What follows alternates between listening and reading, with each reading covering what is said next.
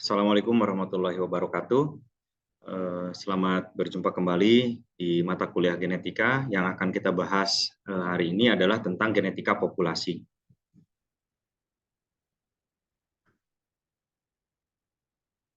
Nah, genetika populasi ini adalah cabang ilmu genetika yang mempelajari tentang perubahan frekuensi alil dan genotip dalam populasi. Nah, di sini saya tekankan alil, genotip. Alil, genotip. Saya di kelas selalu bertanya kan, ketika saya menuliskan huruf A besar, A kecil, kemudian saya tanyakan, ini ada berapa genotip? Ini ada berapa gen? Ini ada berapa alil? Nah, kemudian saya tunjuk yang huruf A besar ini disebut dengan alil dominan. Kemudian yang kecil disebut dengan alil resesif. Ya. Nah, inilah hal yang menjadi dasar pembelajaran pada genetika populasi. Nah, dasar-dasar genetika populasi ini adalah kita memahami prinsip-prinsip dasar genetika populasi termasuk frekuensi alel, frekuensi genotip, dan hukum-hukum tentang Hardy-Weinberg.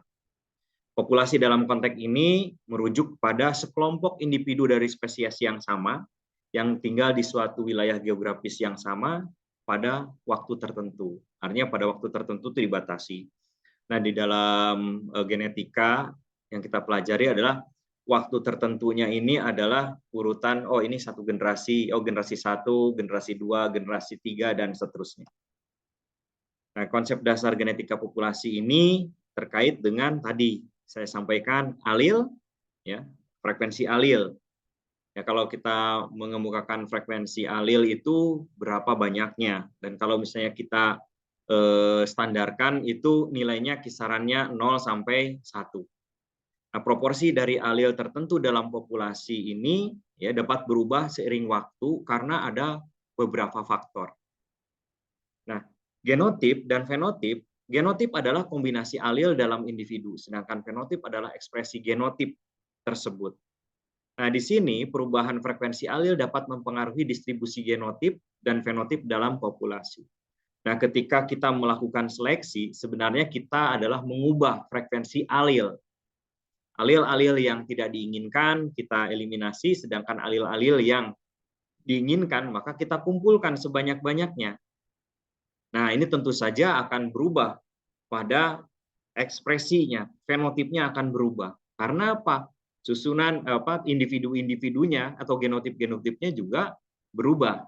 Mengapa berubah? Karena susunan-susunan alilnya juga berubah jika dilakukan seleksi. Nah, di dalam genetika populasi ini ada yang disebut dengan kesetimbangan Hardy-Weinberg. Kesetimbangan Hardy-Weinberg ini adalah konsep penting dalam genetika populasi yang menyediakan model teoritis untuk membandingkan frekuensi alil yang diharapkan dalam populasi dengan frekuensi alil yang diamati. Nah, ketika kita mempelajari kesetimbangan Hardy-Weinberg, ini harus memegang pada 5 asumsi dasar. Yang pertama, tidak ada mutasi. Mutasi ini adalah perubahan secara tiba-tiba pada susunan gen dan diwariskan. Nah, asumsi menyatakan bahwa tidak ada perubahan acak dalam alil atau genotip dalam populasi. Karena apa? Setiap mutasi akan menyebabkan perubahan. Nah, ingat bahwa di dalam kesetimbangan Hardy-Weinberg tidak ada perubahan-perubahan kecuali jika dia pada alil-alil yang ada memang dalam populasi tertutup tadi. Kemudian tidak ada seleksi alam. Ya, asumsi ini menyatakan bahwa tidak ada keuntungan atau kerugian selektif terhadap genotip tertentu dalam populasi. Artinya, alam memberikan lingkungan yang sama terhadap ekspresi suatu sifat yang dikendalikan oleh genotip-genotip. Ya, genotip itu tadi susunan-susunan dari gen atau alil-alil. Kemudian tidak ada drift genetik. Maksudnya tidak ada perubahan frekuensi alil secara acak karena efek sampel dalam populasi yang kecil diabaikan. Artinya drift ini ada penghanyutan, ya. Tidak ada migrasi. Asumsi ini menyatakan bahwa tidak ada individu yang masuk atau keluar dari populasi sehingga tidak ada perubahan dalam frekuensi alil yang disebabkan oleh migrasi. Nah, kemudian yang kelima adanya perkawinan acak. Artinya kalau misalnya di situ ada 5 individu, ya ini saya sedikit saja, padahal kalau populasi banyak, 5. Katakanlah ini 1, 2, 3, 4, 5. Maka perkawinan acak itu 1 mengawini 2, 1 ketiga, 1 4, 1 5, kemudian 2 3, 2 4, 2 5 dan seterusnya, itu mempunyai peluang yang sama, ya. Hanya mempunyai peluang sama untuk saling mengawini dan mengawinkan. Nah, dalam kesetimbangan Hardy-Weinberg ini frekuensi alil dalam populasi dihitung menggunakan rumus P tambah Q sama dengan 1.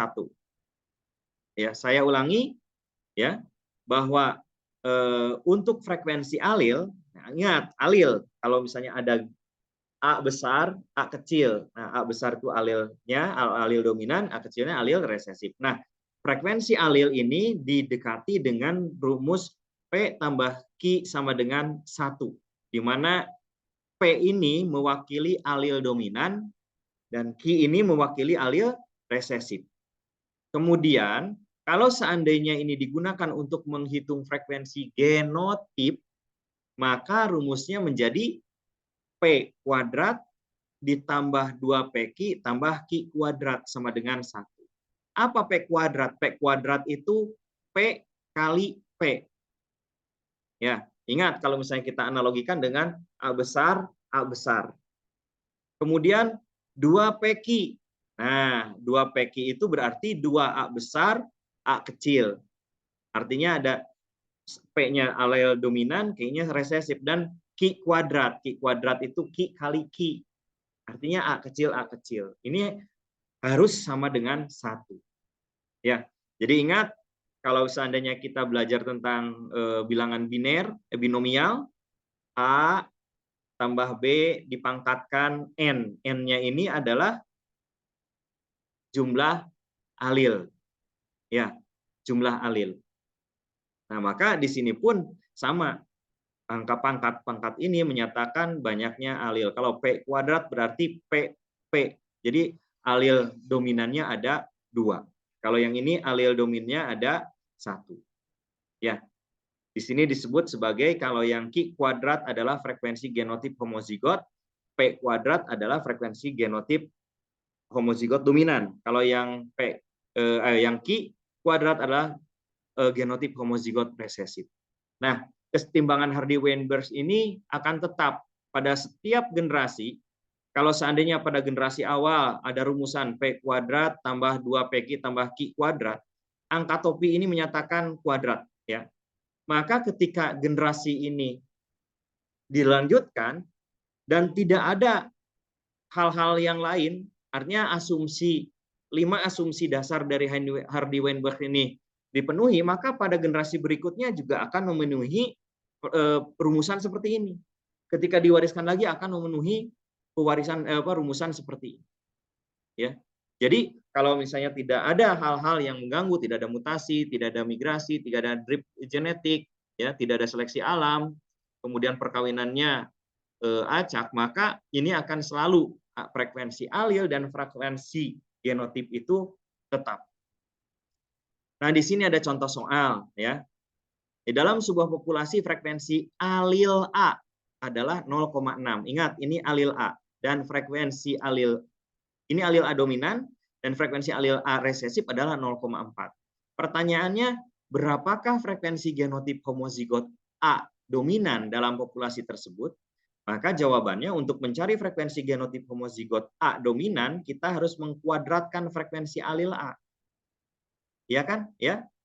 Nah, karena ini alil tersedia ya 0,6, maka genotip homozigot berarti A besar, A besar. Maka tinggal dikuadratkan yang 0,6 ini sama dengan 0,36 atau 36%.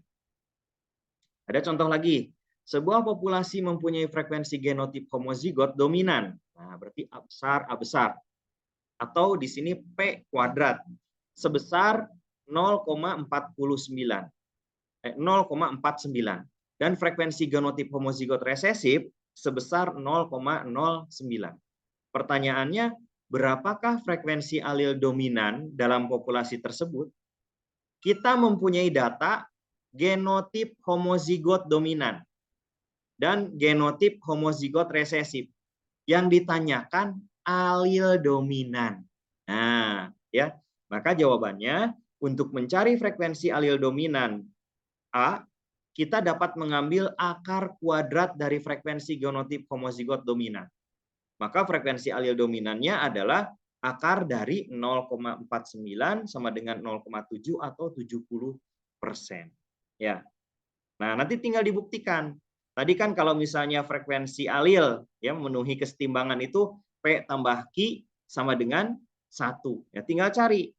Ini A, P kan ya. Nih P-nya 0,7. Tinggal Q-nya 0, nah 0,3. 0,7 tambah 0,3 kan sama dengan 1. Ya, seperti itu.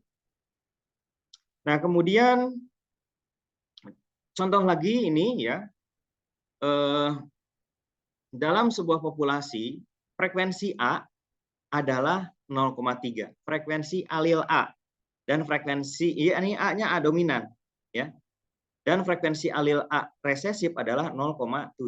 Jika populasi tersebut memenuhi kondisi kesetimbangan Hardy-Weinberg, berapa frekuensi genotip heterozigot? Nah, kita punya data alil A dominan dan alil A resesif.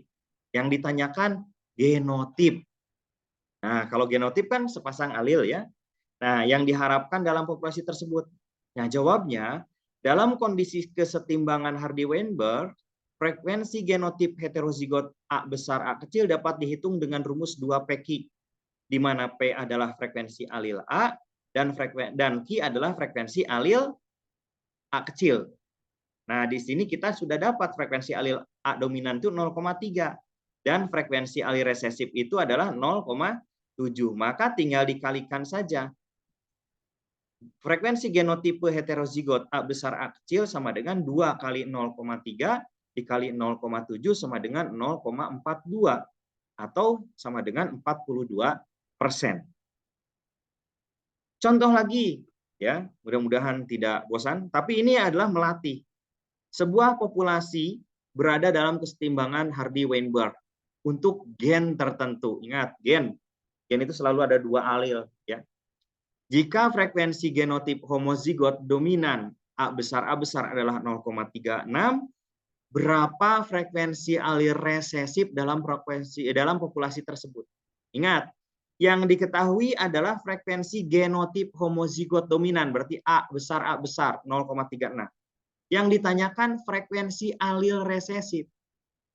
Nah, jika ada kasus soal demikian, dalam kesetimbangan Hardy-Weinberg ini frekuensi alil resesif dapat dihitung dengan rumus akar kuadrat dari Q, di mana Q adalah frekuensi genotip homozigot resesif A.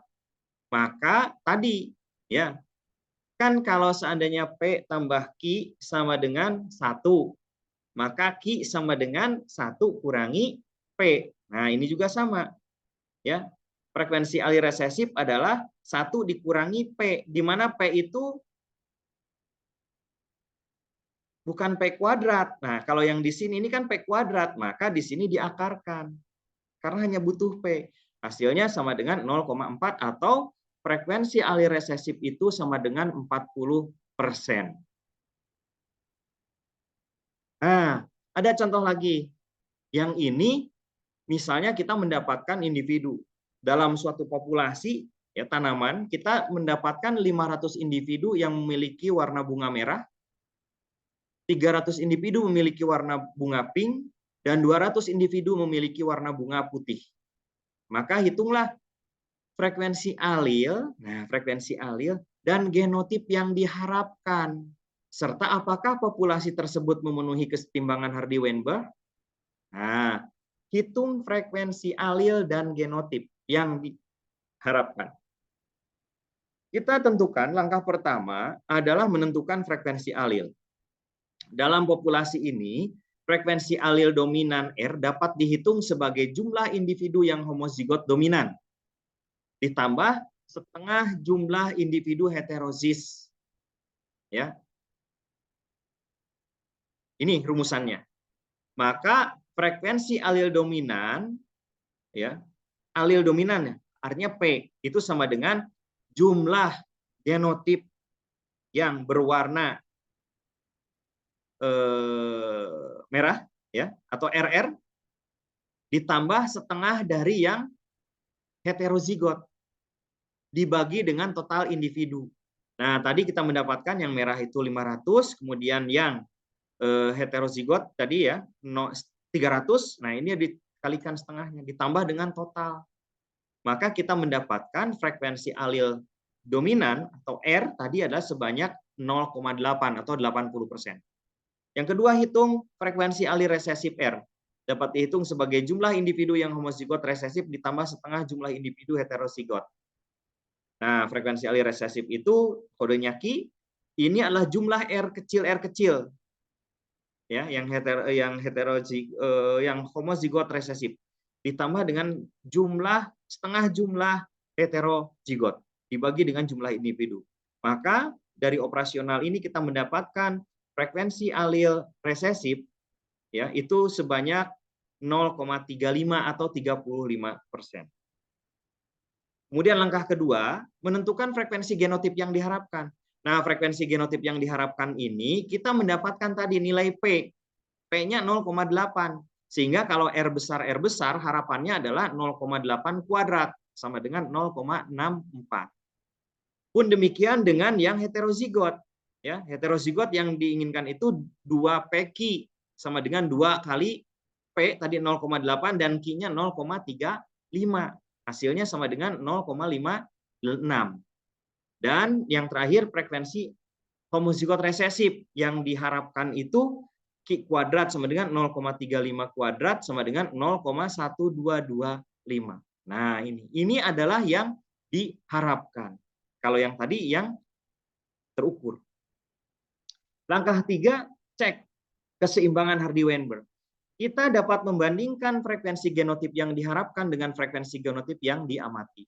Jika frekuensi genotip yang diharapkan sesuai dengan yang diharapkan, maka populasi tersebut memenuhi keseimbangan Hardy-Weinberg.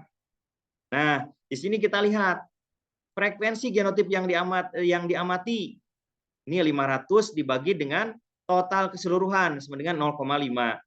Kemudian yang heterozigot 300 dibagi dengan yang total 1000 ya 0,3 dan yang resesif juga demikian kita mendapatkan 0,2. Ini yang diamati. Sedangkan kalau yang diharapkan tadi yang hasil perhitungan dari sini, nah ini yang diharapkan. Hasilnya adalah 0,64, 0,56 dan 0,1225. Nah, kita bandingkan angka-angka ini. Dalam contoh ini kita lihat bahwa frekuensi genotip yang diamati itu adalah 0,5, 0,3, dan 0,2. Sedangkan yang diharapkan 0,64, 0,56, dan 0,1225. Nah, dari sini kita bisa melihat bahwa angka-angkanya tidak sama. Oleh karena itu, populasi tanaman ini tidak memenuhi kesetimbangan Hardy-Weinberg. Nah, ini dari secara visual saja, ya dari angka-angkanya yang tidak sama. Tentu saja nanti kita bisa melakukan pengujian proporsi misalnya dengan menggunakan chi-square. Ya. Contoh, ini pada binatang. Dalam sebuah populasi kelinci terdapat gen untuk warna bulu dengan 2 alil yang mungkin. A ya dominan, alil dominan itu bertanggung jawab terhadap ekspresi bulu hitam dan A resesif itu terhadap bulu putih. Pada populasi tersebut frekuensi alil A adalah 0,7 dan frekuensi alil A resesifnya ya adalah 0,3. Berapa frekuensi genotip homozigot dominan A besar di dalam populasi tersebut? Berapa frekuensi genotip heterozigot A besar A kecil di dalam populasi tersebut dan berapa frekuensi genotip homozigot resesif A kecil di dalam populasi tersebut? Nah, untuk mencari frekuensi genotip homozigot dominan, kita dapat menggunakan persamaan Hardy-Weinberg P kuadrat. Itu sama dengan frekuensi genotip homozigot dominan. Dalam hal ini, tadi sudah dikemukakan bahwa frekuensi alil A besar itu sebesar 0,7. Jadi frekuensi alil P atau alil A ya, itu 0,7. Maka frekuensi genotip homozigot dominannya tinggal dikuadratkan. 0,7 dikuadratkan sama dengan 0,49 atau 49%. Nah, kemudian untuk mencari frekuensi genotip heterozigot A besar A kecil. Kita juga dapat menggunakan persamaan Hardy-Weinberg 2pq. Ya. Ini jadi persamaan genotipnya 2pq. Frekuensi genotip heterozigot yang 2pq ini. Dalam hal ini frekuensi alil A dominan yang diwakili oleh P itu adalah 0,7. Ingat, P tambah Q sama dengan 1. Sehingga kalau seandainya P-nya dapat 0,7, maka Q-nya sama dengan 1 kurang 0,7. Sama dengan 0,3. Maka frekuensi genotip heterozigot, nah ini genotip, yang ini alil. Hati-hati ya. Jadi harus dibedakan. Kapan kita bicara alil dan kita bicara genotip. Maka frekuensi genotip heterozigotnya rumusnya kan 2pq. Berarti 2 kali frekuensi P 0,7 dan kali frekuensi Q 0,3 sama dengan 0,42 atau 42%. Nah, untuk mencari frekuensi genotyp heterozigot A kecil kita juga dapat menggunakan persamaan Hardy-Weinberg Q kuadrat sama dengan ini ya, genotyp homozigot resesif. Dalam hal ini frekuensi alil A resesif ya atau diwakilkan dengan Q adalah 0,3. Dengan demikian frekuensi genotip homozigot resesif adalah 0,3 kuadrat sama dengan 0,09 atau 9%. Nah, dengan demikian frekuensi genotip di populasi kelinci tersebut adalah homozigot dominan sebesar 49%, heterozigot 42%, dan yang heterozigot homozigot resesif adalah 9%.